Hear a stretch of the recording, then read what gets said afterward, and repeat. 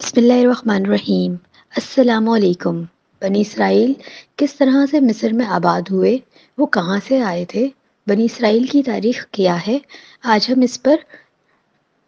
غور کریں گے۔ سب سے پہلے ہم قرآن کی روح سے دیکھتے ہیں کہ نبی کریم صلی اللہ علیہ وسلم سے یہودیوں نے آ کر یہ بات پوچھی کہ بنی اسرائیل کو تو موسیٰ علیہ السلام کے ذریعے سے نجات ملی تھی، مگر یہ مصر میں کب سے آباد ہو گئے، جبکہ یہ تو باشندے تھے فلسطین کے، اور ان کا گمان تھا کہ نبی کریم صلی اللہ علیہ وسلم کو اس بات کا جواب نہ آتا ہوگا، تو اللہ تعالیٰ نے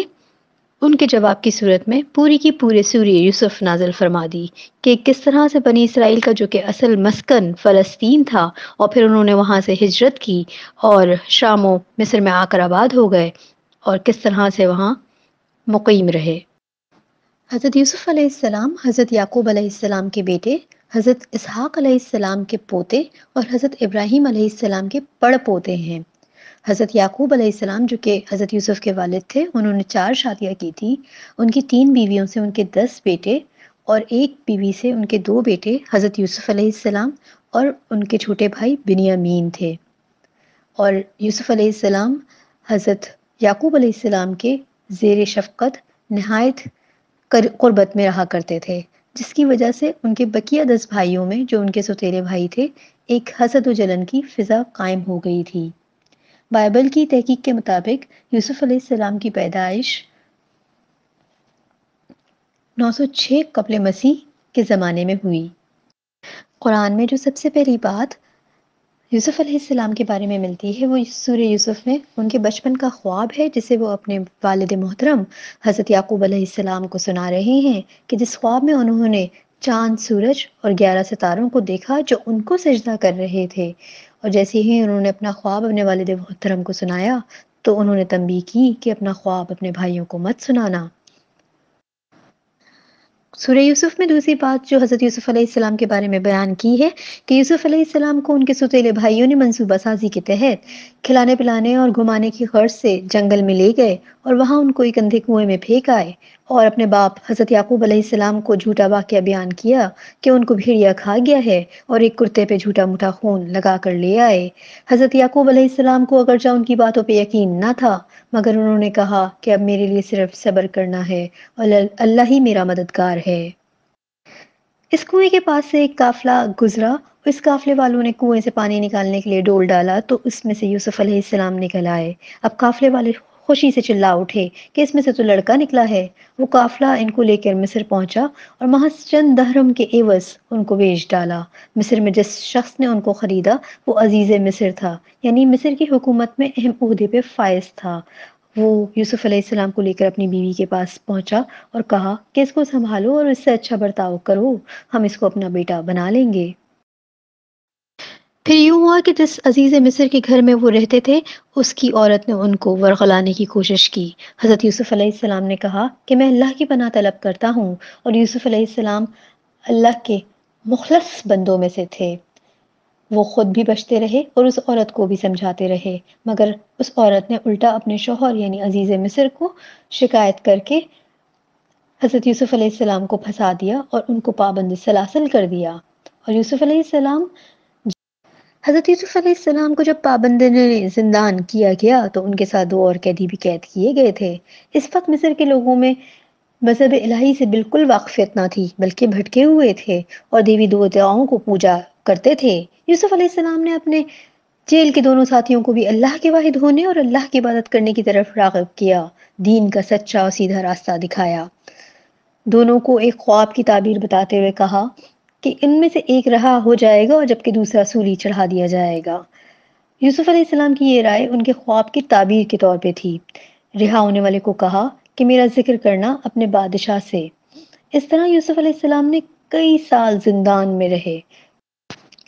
تقریباً 7 سے 10 سال کا عرصہ انہوں نے زندان میں گزارا، اور رہا ہونے والا شخص رہا ہو کر بادشاہ کی خدمت میں مصروف عمل رہا۔ پھر ایک روز بادشاہ نے خواب میں دیکھا کہ 7 موٹی تازی گائیں، جن کو 7 دبلی پتلی گائے کھا رہی ہیں، اور ساتھ ہی 7 ہرے بھرے خوشے ہیں اور 7 سوکھے ہوئے خوشے ہیں۔ اب درباریوں سے کہا کہ مجھے اس کی تعبیر بتاؤ۔ تبھی وہ شخص جو جیل سے رہا ہو کر آیا تھا، اس کو یوسف علیہ السلام یاد آئے کہ وہ جیل میں اس نے ان سے خواب کی تعبیر پوچھی تھی۔ تو پھر وہ شخص یوسف علیہ السلام سے اس خواب کی تعبیر پوچھنے کے لیے پہنچا۔ تو یوسف علیہ السلام نے اس کو بتایا کہ تم لوگ 7 سال تک مسلسل زمین میں اناج و غلہ اگاؤ گے، اور جتنا کام کا ہو اس کو استعمال کر لینا اور باقی کو چھلکوں سمیت رہنے دینا، کیونکہ پھر اگلے سال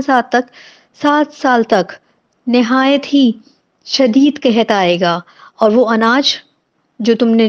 بچا کے رکھا ہوگا اس میں کام آئے گا۔ پھر اس کے بعد ایک سال ایسا آئے گا جس میں خوب بارش ہوگی، اور اس میں لوگ پھلوں سے رس نچوڑ لیا کریں گے۔ اب اس بات میں پہلے تو انہوں نے اس بادشاہ کے خواب کی تعبیر بتائی، اور پھر ساتھ ہی اس ایک سال کا ذکر کیا جس میں بہت خوشحالی ہوگی۔ وہ ان کی اپنی دانائی اور حکمت کی بنیاد پر تھا جو ان کو اللہ کی طرف سے عطا کی گئی تھی۔ بادشاہ کو جب اس خواب کی تعبیر بتائی گئی تو اس نے یوسف علیہ السلام کو بلا ڈالا، مگر یوسف علیہ السلام نے آنے سے پہلے ایک شرط رکھی کہ ان عورتوں کا قصہ کیا ہے جنہوں نے اپنے ہاتھ کاٹ ڈالے تھے۔ یہ وہی معاملہ ہے جو عزیز مصر کی بیوی نے اپنے دربار میں عورتوں کو بلا کر یوسف علیہ السلام کو بلا ڈالا تھا۔ یوسف علیہ السلام کو جب عزیز مصر کی بیوی نے ورغلانے کی کوشش کی تھی تو اس نے پھر بہت سی عورتوں کو اپنے دربار میں جمع کیا اور یوسف علیہ السلام کو بلایا تھا۔ تو حسن یوسف کی تاب نہ لاتے ہوئے ان تمام عورتوں نے اپنی انگلیاں ہی کاٹ ڈالی تھیں۔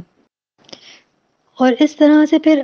بادشاہ کے جانچ پڑتال کرنے کے بعد عزیز مصر کی بیوی نے خود سے وہ سچ بول ڈالا کہ جو اس وقت اس نے اپنے شوہر عزیز مصر کو بول کر یوسف علیہ السلام کو پھنسا کر جیل میں قید کروا دیا تھا، اور اس طرح سے یوسف علیہ السلام پر لگا ہوا الزام بھی ختم ہو گیا، اور بادشاہ نے یوسف علیہ السلام کو اپنے دربار میں معیشت کے اقتدار اعلیٰ پر فائز کر دیا، کیونکہ یوسف علیہ السلام جو کہ بحکم الہی جانتے تھے کہ اب اس قوم پر مشکل وقت آنے والا ہے۔ پھر ان کے اقتدار میں آنے کے بعد 7 سال تو نہایت خوشحالی کے گزرے، اور پھر شدید قحط سالی شروع ہو گئی۔ لوگوں نے غذا کی قلت کی ہونے کی وجہ سے اناج کی تلاش شروع کر دی۔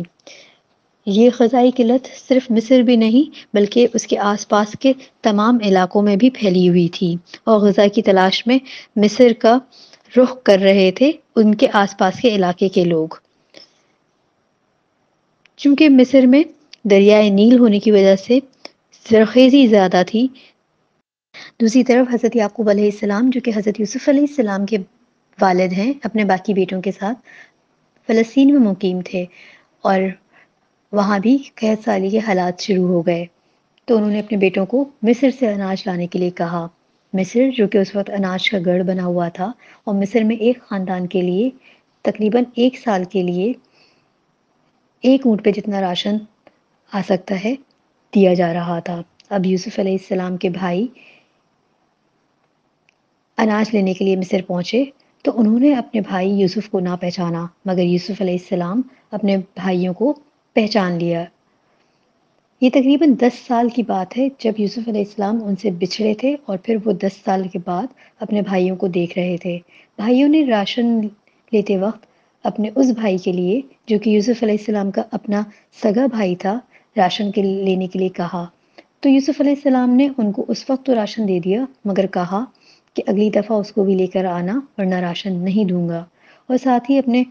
غلاموں کو حکم دیا کہ ان کے راشن کے ساتھ ان کا لایا ہوا سامان بھی واپس ڈال دو، یعنی راشن لینے کے عوض جو وہ سامان دے رہے تھے اس سامان کو بھی واپس کر دیا۔ بھائیوں نے جا کر اپنے والد حضرت یعقوب علیہ السلام کو ساری بات بتائی۔ حضرت یعقوب علیہ السلام نے کہا، نہیں، میں ہرگز یعنی بنیامین کو ان کے ساتھ نہیں بھیجوں گا کہ جب تک تم مجھ سے اللہ کے نام پر عہد نہ کرو کہ اس کو لازماً واپس لاؤ گے۔ اور ساتھ ہی بھائیوں نے دیکھا کہ ان کی دی ہوئی پونجی بھی واپس لوٹا دی گئی ہے۔ پھر دوبارہ سے جب وہ بھائی بنیامین کو لے کر یوسف علیہ السلام کے دربار میں حاضر ہوئے تو یوسف علیہ السلام نے بنیامین کو خاص طور پر اپنے ساتھ جگہ دی اور بتایا کہ وہ ان کے سگے بھائی ہیں، اور پھر ان کے بھائی اناج کا غلہ لے کر جب واپس جانے لگے تو اپنے بھائی کے سامان میں ایک پیالہ رکھوا دیا۔ بادشاہ کے لوگوں نے قافلے والوں کو پکارا کہ تم لوگ تو چور ہو، ہمیں وہ جام کا پیالہ نہیں مل رہا۔ ہمیں تمہارے سامان کی تلاشی لینی ہوگی۔ اور وہ پیالہ بنیامین کے سامان میں سے نکل آیا، اور اس طرح سے بنیامین کو تعاون کے بدلے میں مصر میں حضرت یوسف علیہ السلام کے پاس چھوڑنا پڑا۔ اب بھائیوں نے جا کر اپنے والد حضرت یعقوب علیہ السلام سے تمام معاملہ گوش گزار کیا اور اپنے کیے کی معافی مانگی جو انہوں نے یوسف علیہ السلام کے ساتھ کیا تھا، اور ساتھ ہی یوسف علیہ السلام کا کرتا اپنے والد کے چہرے پہ ڈالا تو اس سے ان کی بینائی واپس آ گئی، اور یہ سارے بھائی حضرت یعقوب علیہ السلام سے معافی کے طلبگار ہوئے۔ یوسف علیہ السلام کی طرح حضرت یعقوب علیہ السلام نے بھی ان کو معاف کیا، اور پھر یہ تمام لوگ یعنی سارے بھائی اور یوسف علیہ السلام کے والد حضرت یعقوب علیہ السلام مصر پہنچے تو انہوں نے اپنے والدین کو اپنے پاس جگہ دی، اور پھر اس طرح سے یہ لوگ مصر میں آباد ہو گئے۔ اس طرح سے نبی کریم حضرت محمد مصطفیٰ صلی اللہ علیہ وسلم نے یہودیوں کے سوال کا جواب دیا کہ کس طرح سے فلسطین سے یہ لوگ مصر میں آ کر آباد ہوئے تھے۔ اس وقت مصر میں جو بادشاہت قائم تھی یعنی بادشاہ وقت وہاں کے آبائی لوگوں میں سے نہ تھا، بلکہ یہ ان لوگوں میں سے تھا جو کئی عرصہ قبل عراق سے اٹھے تھے اور انہوں نے آ کر مصر کو فتح کیا تھا اور مصر پر حکمران بنے تھے۔ اسی وجہ سے قرآن نے ان لوگوں کو فرعون نہیں کہا، کیونکہ مصر کے بادشاہوں کو فرعون کہا جاتا ہے، جبکہ تاریخ دانوں نے ان لوگوں کو عمالیق کہا ہے۔ اس وقت کے بادشاہ مصر نے حضرت یوسف علیہ السلام کے خاندان کی بڑی خاطرداری کی، بڑا ہی اکرام کیا، ان کو بہترین رہائش گاہیں فراہم کی۔ کہا جاتا ہے کہ دریائے نیل کا سب سے زرخیز علاقہ ان لوگوں کو کھیتی باڑی کرنے کے لیے دے دیا گیا تھا، اور جہاں دریا موجود ہو وہاں آبپاشی کے کسی دوسرے نظام کی ضرورت نہیں رہتی، سو یہ سب کے سب وہاں کے امیر ترین لوگوں کی طرح سے زندگی بسر کرنے لگے۔ اس وقت حضرت یعقوب تو نبی تھے ہی، ساتھ ہی حضرت یوسف علیہ السلام کو بھی نبوت مل چکی تھی۔ یہ سارے کے سارے حضرت ابراہیم کے خاندان کی ایک نسل تھے۔ اس طرح سے یہ خاندان مصر میں تقریباً 150 سال تک انتہائی پرتعش اور پرسکون زندگی گزارتا رہا۔ یہ خاندان نسل ابراہیمی کی ایک شاخ کے طور پر وہاں آباد تھا، مگر اس نسل کے پاس یعنی نبوت تو تھی مگر کوئی کتاب نہ تھی، کوئی ایک واضح شریعت نہ تھی، اور تقریباً یوسف علیہ السلام نے 80 برس تک مصر پر حکومت کی اور 130 برس کی عمر میں ان کا انتقال ہوا۔ اس دور کے بعد یعنی تقریباً 150 سال کے بعد مصر میں ایک انقلاب برپا ہوا، اور وہاں کے مقامی لوگوں جو اصل میں قبطی کہلاتے ہیں، ان لوگوں نے بغاوت کی اور اس خاندان کے لوگوں کو وہاں سے نکال دیا۔ اب چونکہ یہ لوگ زیر اطاعت آ گئے تھے اور یہ سارے کے سارے حضرت یعقوب علیہ السلام کے 12 بیٹوں کی نسل سے تھے، اب ان کا وقت زوال شروع ہو گیا تھا۔ تب سے تقریباً 400 برس تک یہ لوگ عذاب، ظلم و ستم، غلامی سے دوچار رہے۔ پھر تقریباً 500 سال کے بعد یعنی اب سے تقریباً 1600 قبل مسیح میں ان لوگوں پر اللہ کی رحمت اس طرح سے نازل ہوئی کہ حضرت موسیٰ علیہ السلام مبعوث ہوئے، پھر وہاں کے بادشاہ وقت سے ان لوگوں کے لیے نجات دہندہ بنے۔ باقی آئندہ